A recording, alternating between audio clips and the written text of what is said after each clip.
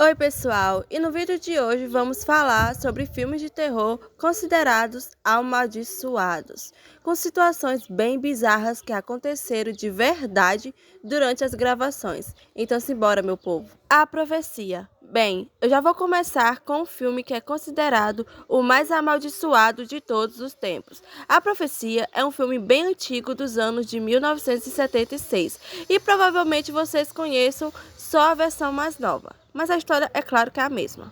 É sobre um casal que tem um bebê, mas essa criança nasce e não sobrevive, e é trocada por outra. Depois de alguns anos, a gente descobre que ela é simplesmente um anticristo. E aí essa criança vai crescendo, as pessoas ao redor dela começam a morrer de formas inexplicáveis. Bem, até aí tudo bem. História de filme, né? Roteiro. Porém, acontece que durante as gravações também aconteceram coisas estranhas. Pouco tempo antes do elenco se reunir para a primeira leitura do roteiro, o filho do ator principal, que era o Gregoriano Peck, acabou tirando a sua própria vida. Só que mesmo com essa tragédia, ele não desistiu do filme e se preparou para o papel.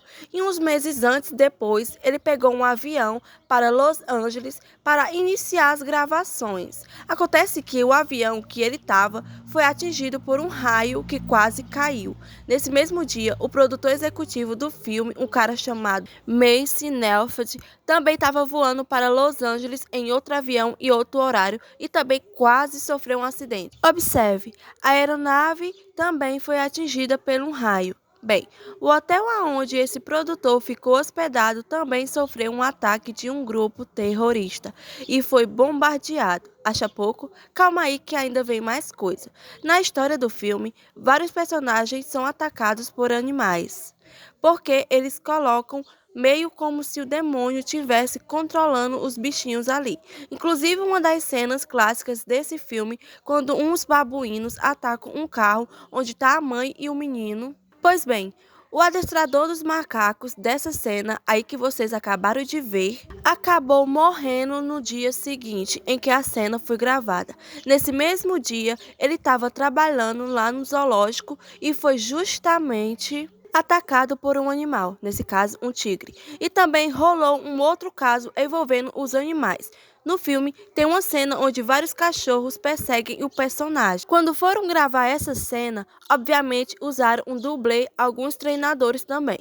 O problema é que os cachorros estavam tão violentos e descontrolados que atacaram de verdade. E o dublê teve ferimentos muito sérios, mas a situação mais macabra aconteceu depois que o filme estreou. O cara responsável pelos efeitos especiais se chamava John Richardson e foi responsável por criar uma cena em que o fotógrafo morre decapitado em um acidente de carro. Guardem essa informação. Bom, o filme estreou dia 6/6 de 1976. E pouco tempo depois, tipo 2 meses, esse mesmo cara estava dirigindo na Orlando com a assistente dele, que também participou do filme, uma moça chamada Liz Murray, quando de repente eles se envolveram em um acidente. O John sobreviveu, mas a Liz foi decapitada. Calma que tem mais um detalhe. O John conta que nesse lugar tinha uma placa onde estava escrito 66,6 quilômetros. Significa profecia em inglês. De boa até aqui? Então vamos para a próxima. Poltergeist. Este é outro filme bem famoso por conta de vários acontecimentos bizarros. Na verdade, é toda a franquia, né? Nesse, muita gente morreu depois das filmagens. O primeiro filme que Poltergeist, o fenômeno, foi lançado em 1982 e conta a história de uma família que se mudou para o subúrbio da Califórnia. E nessa casa, eles passam por vários fenômenos sobrenaturais. Acontece que meses depois da estreia, a atriz Dominique Dunne tinha 23 anos e foi assassinada pelo namorado. No filme, ela era Dana, irmã mais velha da protagonista. Bom, esse foi o primeiro e último filme da atriz. Os produtores ficaram bem abalados com essa morte, mas a franquia não podia parar, até que eles tiveram uma outra perda em Poltergeist 2. Já em 1986, poucos meses antes da estreia, o ator Julian Beck, o que fazia o reverendo Harry King, morreu por conta de um câncer de intestino. E essa não foi a única morte. Outra morte foi do ator Will Sampson, que interpretava no filme um xamã que tentava salvar a família. Por acaso, na vida real, ele também era um xamã e morreu depois do lançamento do filme por complicações cirúrgicas. Pois é, não para. No terceiro filme, o capítulo final teve mais uma morte e foi a que mais abalou todo mundo, porque foi simplesmente a menininha que fazia o papel principal. Ela tinha 12 anos e poucos meses depois do lançamento do último filme, ela teve uma infecção generalizada causada por uma obstrução intestinal. Depois disso, todos os trailers e peças com a divulgação com o rosto da menina foram cancelados. Bora pro terceiro filme. Um Bebê de Rosemary. Esse filme é um clássico que conta a história de uma mulher que ficou grávida do capeta. Bom, o diretor também viu a própria esposa também grávida ter uma morte bem violenta. Basicamente, a mulher acabou de engravidar e então ela passa a suspeitar que o marido teria oferecido o corpo dela para ser fecundado pelo demônio. A única pessoa que acreditava na Rosemary é um colega que acaba morrendo por conta de um coágulo cerebral. O filme estreou em 68 e em abril de 69, o produtor William Castle foi internado com falência renal.